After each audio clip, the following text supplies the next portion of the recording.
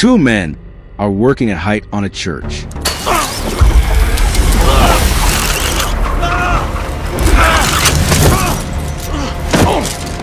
Fortunately, Frank's quick reflexes allowed him to grab the railing on the wall he discovered a thug on the top floor deliberately loosening the rope, trying to stage it as an accident to send him plummeting to his death. Frank quickly secured the rope and descended along the church wall. Upon landing, he ran into the thug. Frank chased after him without hesitation, but the thug was prepared and escaped in his accomplice's car. Frank didn't continue the pursuit. Instead, he immediately left work and headed home because something more important was there. After returning home, he climbed onto the roof and retrieved a key from the chimney. He then hung the key on a plug and hid it in the sink's drain hole. Just then, his wife walked into the room. She asked Frank what he was hiding, but Frank refused to answer. Suddenly, loud knocking came from outside, followed by masked thugs breaking in. Charging in aggressively, Frank fought back desperately and quickly overpowered them.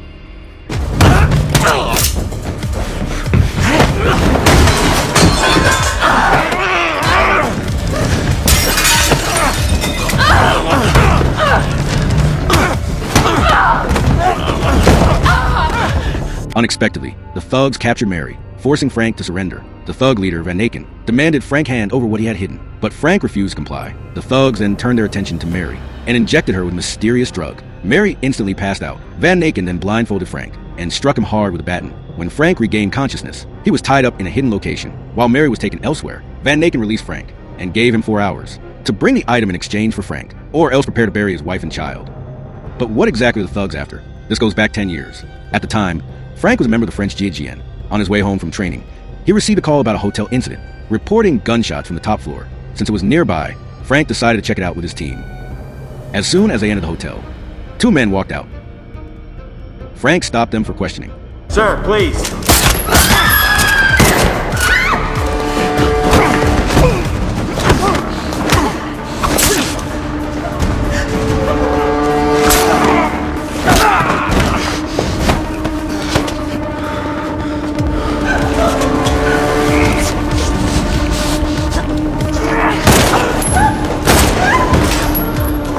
The 2 men were quickly subdued, but his best friend was shot in the neck and died on the spot. Another teammate was seriously injured, but survived. Afterward, his captain was deeply disappointed in his actions, because investigating cases was the police's job. Their role was only to assist, but Frank acted without waiting for the police, leading to his teammates' casualties. To punish Frank's mistake, the captain immediately expelled him from the unit. Days later, the police announced the shooting's outcome, claiming the 2 men were burglars, who shot and killed 2 guests after being discovered. Frank felt something was off. The 2 men's marksmanship and skills were clearly not ordinary. What dark secret was hidden behind this? Luckily, his uniform badge had blood from one of the men. He contacted an old friend from the unit to analyze the blood and discover their true identities. To his shock, the 2 men were undercover agents from French security. The murder hotel guests were also not ordinary, but key CIA operatives. One was named John, and the bald man beside him was his bodyguard. They had come to France to discuss an arms deal with Australian contacts. French security, prioritizing national security, sent 2 agents to steal the deal's documents from John's room, but the Americans noticed and ambushed them.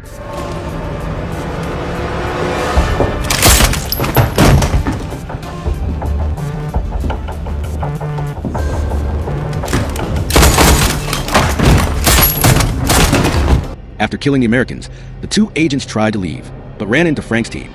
This incident couldn't be exposed. The 2 agents fought to escape, but were outnumbered and killed. French security twisted the facts, claiming the Americans were just tourists murdered by burglars. After uncovering the truth, Frank locked the badge and blood report away, then hid the evidence in the chimney. He locked the items in a cabinet and hid the drugs in the chimney. Neither France nor the US were adversaries he could challenge, but Frank was consumed by guilt. His brother-in-arms died for the country, yet was killed by their own side. Security distorted the truth, leaving his death unexplained. Though Frank had the evidence, he dared not expose it publicly. He could only live in silent shame. The crushing guilt tormented him, like an unending nightmare. After 9 years of torment, Frank finally mustered the courage to expose the truth from back then. He contacted a female journalist, hoping to gradually reveal the truth through her. Upon learning this, security immediately took action. The truth from back then must never be exposed, or it would provoke a furious retaliation from the US. Leaving France in a passive position, they repeatedly sent people to break into Frank's home, trying to find the evidence he had hidden. Failing to find it, they decided to kill him by staging an accidental fall, but all attempts failed. They then assigned Van Naken the task to directly capture his wife and force him to hand over the evidence. Mary was already pregnant and could go into labor at any moment. Frank had no choice. He rushed home to retrieve the evidence, only to find the key was already gone. He went to a boxing gym to seek help from Ben, a former teammate from his GIGN days. After understanding Frank's situation, Ben devised a plan he retrieved his old badge and told Frank to smear some blood on it, then sealed it in a bag to deceive them. Ben then rode his motorcycle and took Frank to the exchange location, but got off early to provide backup from the shadows. Upon arriving at the exchange, the thugs immediately tied him up. Van Naken pressed a gun to Mary's head, demanding he hand over the badge. Frank cooperated fully, saying the badge was under the motorcycle seat. Van Naken inspected it carefully, but found nothing suspicious. Yet Van Naken had no intention of sparing them, and ordered his men to kill them. Suddenly, strange noises came from behind. A thug went into the woods to check, but didn't return after several minutes. The leader sent another man to see what happened. Just then, the thug reappeared. What was it? It was actually Ben in disguise. He freed Frank and Mary, and armed them with the thugs' weapons, fully equipping them for battle. They then stole a car and fled the scene quickly. The thugs soon gave chase, launching a fierce attack. Mary was shot in the arm and began bleeding heavily. Her water also broke. She needed to get to a hospital immediately. Knowing Van Naken wanted him, Frank jumped out of the car.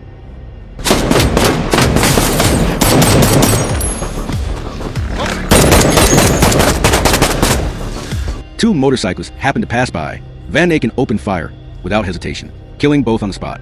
Frank quickly hopped on a motorcycle and sped away at full throttle. Van Naken was furious and chased after him on another bike. As they reached the fields, a police car appeared. Frank kept fleeing forward, while Van Naken ducked into the woods. Frank suddenly abandoned the bike because he spotted a hot air balloon setup. When the police caught up, Frank had just inflated the balloon and soared into the sky, leaving the police as tiny specks below, helplessly watching him fly away. The balloon had a motor for propulsion, allowing him to control its direction. He called Ben to confirm which hospital to go to, then maxed out the throttle and raced toward the hospital. After dozens of minutes of fleeing, the hospital was within reach, but Van Naken, like a rabid dog, refused to let them go. After parking, Ben tried to fight back, but couldn't land a hit.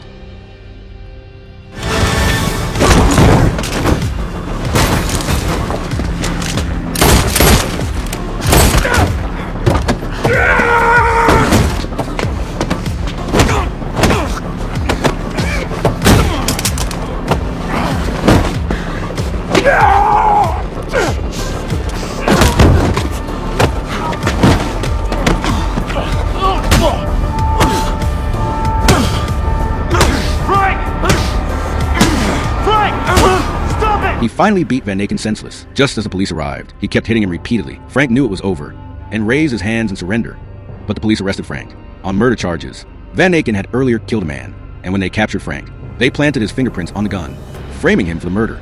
Their goal was to push Frank to despair, so killing him and Mary later could be staged as a murder-suicide, avoiding future investigations. Months later, Mary visited Frank. Their child had been born, a beautiful baby girl.